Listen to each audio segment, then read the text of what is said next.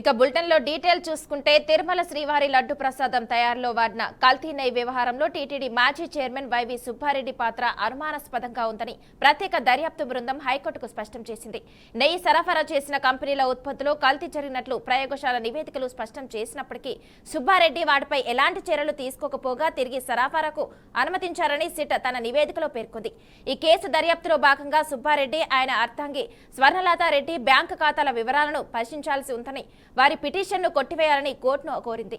SIT హైకోర్టులో దాఖలు చేసిన కౌంటర్ అఫిడవిట్ ప్రకారం 2019-2023 మధ్య సుబ్బారెడ్డి టీటీడీ చైర్మన్ గా ఉన్నారు. ఆ సమయంలో premier agri foods, Vaishnavi dairy, Bolebaba dairy సంస్థలు సరఫరా చేసిన నెయ్యి నమూనాలను మైసూరులోని సిఎఫ్టిఆర్ఐ ల్యాబ్కు పంపగా వాటిలో వెజిటేబుల్ ఆయిల్ కలిపినట్లు 2022 ఆగస్టులో నివేదిక వెలువడించింది. ఇక ఈ విషయాన్ని అధికారులు చైర్మన్ దృష్టికి తీసుకెళ్లినా ఆయన ఆ కంపెనీలను బ్లాక్ లిస్ట్ లో పెట్టకుండా 2024 వరకు సరఫరాకు అనుమతులు ఇచ్చారని సిట్ వివరించింది. ఈ వ్యవహారంలో ఆర్థిక లావాదేవీలు కూడా జరిగినట్లు దర్యాప్తులో తేలింది. బోలేబాబా డైరీ డైరెక్టర్ ఫోమిల్ జైన్ సుబ్బారెడ్డిని కలిసి కేజీ నెయ్యికి తన పిఏ చిన్నప్పన్న 25 లక్షలు డిమాండ్ చేస్తున్నారని ఫిర్యాదు చేశారని సిట్ పేర్కొంది. మరోవైపు ప్రీమియర్ అగ్రిఫుడ్స్ సంస్థ నుంచి సుబ్బారెడ్డి పిఏ చిన్నప్పన్న ఢిల్లీలో వేర్వేరు సందర్భాల్లో మొత్తం 50 లక్షలు తీసుకుంటున్నట్లు దర్యాప్తులో వెల్లడైందని తెలిపింది.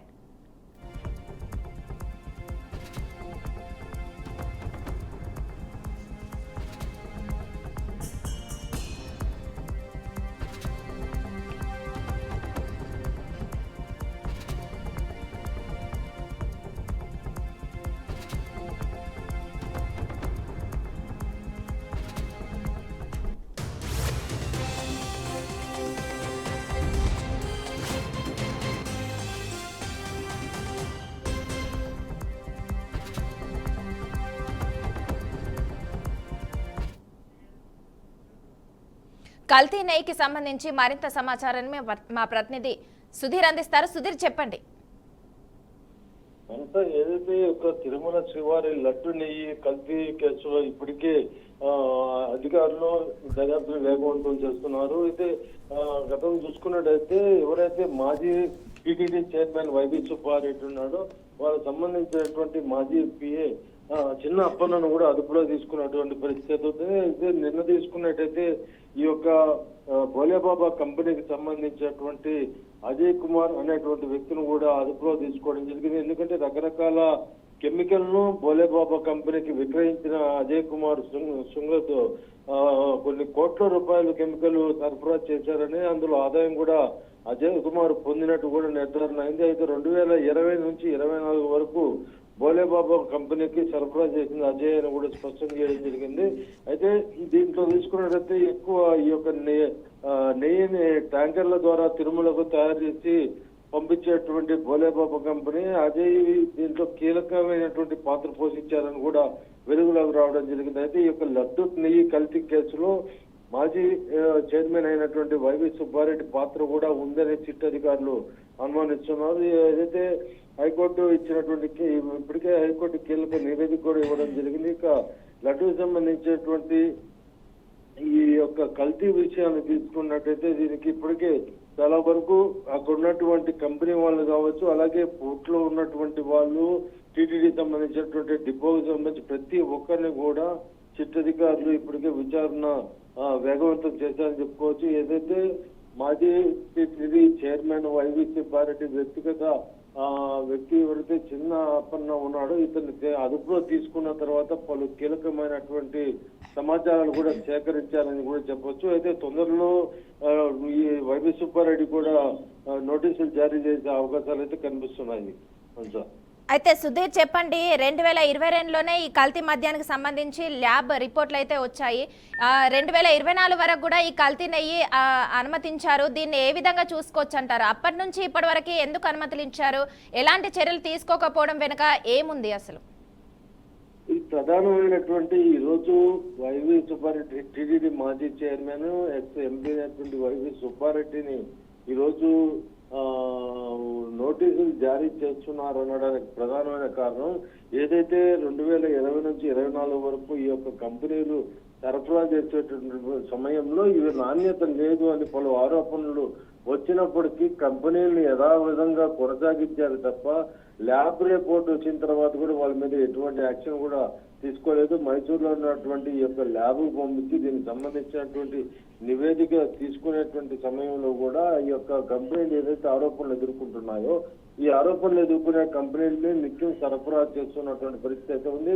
మనం చూసాము గతంలో చిన్నప్పన్న వాళ్ళ పిఏ ఎవరైతే వైవి సుబ్బారెడ్డి మాజీ పిఏ చిన్నప్పన్న ఉన్నాడో ఇతను స్పష్టంగా సిట్ అధికారులు తెలియజేయడం జరిగింది. దాదాపు కోట్ల రూపాయల ముడుపులు కూడా ఈ యొక్క కంపెనీల ద్వారా ముట్టిందని కూడా చెప్పుకోవచ్చు. ఎందుకంటే అప్పట్లో కొన్ని కంపెనీలకి చిన్నప్పన్న ప్రధానమైన పాత్ర పోషిస్తూ తమ వాటా ఇంత కమిషన్ రావాలనేటువంటిది % వరకు ఇవ్వాలనడంతో కొన్ని అంగీకరించకపోవడంతో ఏదైతే ఇప్పుడు ఎదుర్కొంటున్నటువంటి ఆరోపణలు ఉన్నాయో ఈ కంపెనీల్లో దాదాపు 165 రూపాయలు అదనంగా పెట్టి ఎవరు కూడా టెండర్ పాడుకోకుండా ఆ యొక్క కంపెనీల వరకే పరిమితం చేసినటువంటి ప్రధానమైన పాత్ర పోషించేటువంటి వ్యక్తిని కూడా చిన్నప్పని చెప్పుకోవచ్చు. అయితే చిన్నప్పన్న ఇంత టీటీడీ సంబంధించినటువంటి ధార్మిక సంస్థలో ఇటువంటి చర్యలకు పాల్పడ్డాడంటే పై స్థాయిలో ఉన్నటువంటి ఎవరికైతే వ్యక్తిగతంగా అతను పిఏగా ఉన్నాడో అటువంటి వ్యక్తులు అండదండలు లేకుండానే చిన్నప్పన చేస్తారా అనేటువంటి అనుమానాలతో సిట్ అధికారులు ఈ యొక్క విచారణ వేగవంతం చేస్తారు. దీనికంతా కూడా గతంలో కేవలం ఆరోపణలు ఎదుర్కొన్నటువంటి కంపెనీలను ఇమ్మీడియట్లీ దాన్ని ల్యాబ్ టెస్టింగ్ పంపించినప్పుడు దాన్ని నిలబెట్టన్నా ఉండాలా, లేదంటే రీటెండర్ అన్న పిలిచిన అదే కంపెనీకి తిరిగి ఇవ్వడము, టెండర్లో ఏ ఒక్క కంపెనీ కూడా పాల్గొనివ్వకుండా ఒక్క కంపెనీ మాత్రం వీళ్ళతో ఏదైతే కుమ్మక్కయ్యారో ఆ కంపెనీకి మాత్రమే పరిమితం చేయడంతో ఇక్కడ స్పష్టంగా అర్థమయ్యేది ఏంటంటే డబ్బులకు అప్పటికే కోట్ల రూపాయలకు సంబంధించినటువంటి ఒప్పందాలు చిన్నప్పన్న చేసుకున్నాడనే నేపథ్యంలో ఆరోపణలు ఎదుర్కొంటూ ఈ రోజు సిట్ అధికారులు అరెస్ట్ కూడా చేయడం జరిగింది. ఇక వైవి సుబ్బారెడ్డి ఇదే కోణంలో ప్రస్తుతానికి సిట్ అధికారులు విచారిస్తున్నారు. త్వరలో అతనికి ఒక కోర్టు నుంచి కూడా నోటీసులు జారీ చేసే అవకాశాలు అయితే ఉన్నాయి మనకు. అయితే సుధీర్ చెప్పండి, ఈ వ్యవహారం కేవలం సుబ్బారెడ్డి వరకే పరిమితమా, ఇంకా దీని వెనుక ఎవరైనా ఉన్నారా? ఇప్పటి వరకు చిన్నప్పని అధికారులు అదుపులో తీసుకుని విచారించిన తర్వాత దాదాపు 9 మంది పేర్లు అయితే బయట పెట్టడం జరిగింది. ఇవన్నీ కూడా గోప్యంగా అధికారులు విచారణ కొనసాగిస్తున్నారు. ఇందులో ఒకరు ఈ రోజు అదుపులో తీసుకున్నటువంటి వ్యక్తి ఎవరైతే నిన్న అజయ్ కుమార్ సుమేత్ అనేటువంటి వ్యక్తి ఉన్నాడు. ఇతను కూడా ఇచ్చినటువంటి పేర్లలో ఒక పేరు. ఇది మిగిలిన వారు కూడా పూర్తి స్థాయిలో విచారణ చేసి అరెస్ట్ చేసేటువంటి ప్రక్రియతో కొనసాగిస్తున్నారు. ప్రస్తుతానికి ఈ యొక్క లడ్డు నెయ్యి కల్తీ కేసులో చూసినట్టయితే వైవి సుబ్బారెడ్డి పాత్ర ఉందని మాత్రం సిట్ అధికారులు అనుమానిస్తున్నారు. హైకోర్టు కీలకమైనటువంటి నివేదిక కూడా సమర్పించడం జరిగింది. ఇవన్నీ కూడా విచారణలో భాగంగా ఉన్నప్పటికీ పూర్తి నిర్ధారణ తీసుకుని ఒక నివేదికని సమర్పించిన తర్వాత పేర్లు కూడా వెలువడిచేటువంటి అవకాశాలు కనిపిస్తున్నాయి. అయితే సుధీర్ చెప్పండి, ఈ సిట్ దర్యాప్తు ఫలితాలు బయటకు వచ్చిన తర్వాత దీని కల్తీ నెయ్యికి సంబంధించి ప్రభుత్వం ఎలా స్పందించనుంది? ఇప్పటికే దీనికి సంబంధించి ఏదైతే వీళ్ళు నెయ్యి వాడుతున్నారు, ఈ యొక్క నెయ్యిని ఇతను ఎవరైతే మనం చెప్పే అజయ్ కుమార్ సుంగత్ ఉన్నాడు, ఇతను ఆ కంపెనీకి ఇచ్చినటువంటి కెమికల్స్ అవన్నీ మిక్స్ చేయడం మిశ్రమంగా ఏర్పడిన దాంట్లో తీసుకున్నట్టయితే పామాయిల్ శాతము ఎక్కువగా ఉన్నదని కూడా స్పష్టంగా ల్యాబ్ రిపోర్ట్లు పెరిగింది.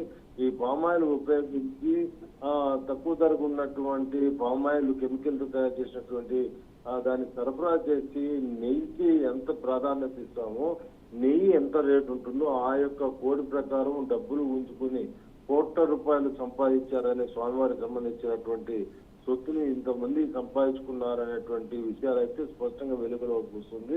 ఇప్పటికే ఇది దేశమే కాదు ప్రపంచవ్యాప్తంగా స్వామివారి భక్తులు చర్చించుకున్నటువంటి అంశంగా మిగిలింది. ఖచ్చితంగా దీని వెనక ఎవరున్నా కూడా అధికారులు అయితే విడిచే ప్రసక్తే లేదని కూడా స్పష్టమవుతుంది. ఎందుకంటే ఒక్కొక్కరిని విచారణలో భాగంగా వాళ్ళు ఎవరు పేర్లు ఇస్తున్నారు, దాంట్లో కంపెనీలో ఎవరు లావాదేవీలు కుదుర్చుకున్నారు, డీల్ ఏర్పాటు చేసుకున్నారు, అలాగే కంపెనీల్లో ఈ యొక్క మిశ్రమాలని మిక్స్ చేసి పామాయిల్ గా తయారు చేయడము, ఈ కెమికల్ సప్లై చేసినటువంటి వ్యక్తులు, ఇవన్నీ కూడా పూర్తి స్థాయిలో లాగుతున్నటువంటి పరిస్థితి కొనసాగుతుంది. ప్రస్తుతానికి ఇప్పటి వరకు ఇటు టీటీడీకి సంబంధించినటువంటి ఈ డిపో భాగం కావచ్చు, డిపో నుంచి మళ్ళా నాణ్యత క్వాలిటీ కంట్రోల్ చూసేటువంటి ఆఫీసర్స్ కావచ్చు, ప్రతి ఒక్కరిని ఈరోజు సిట్ అధికారులు ప్రశ్నల వర్షం అయితే కురిపిస్తుందని చెప్పొచ్చు. ఇందులో భాగంగానే చిన్నప్పని అదుపులో తీసుకోవడం, అలాగే ప్రస్తుతానికి కీలక పాత్ర పోషించినటువంటి అజయ్ కుమార్ సుంగత్ను కూడా అదుపులో తీసుకోవడంతో పలు ఆశ్చర్యపోయేటువంటి విషయాలన్నీ కూడా వెలుగులో తెప్పించినటువంటి సిట్ అధికారులు త్వరలోనే వైవి సుబ్బారెడ్డి పాత్ర కూడా ఉందనేటువంటి అనుమానంతో అతనికి కూడా నోటీసులు జారీ చేసే అవకాశాలు అయితే ఉన్నాయి. Okay, thank you Sudheer.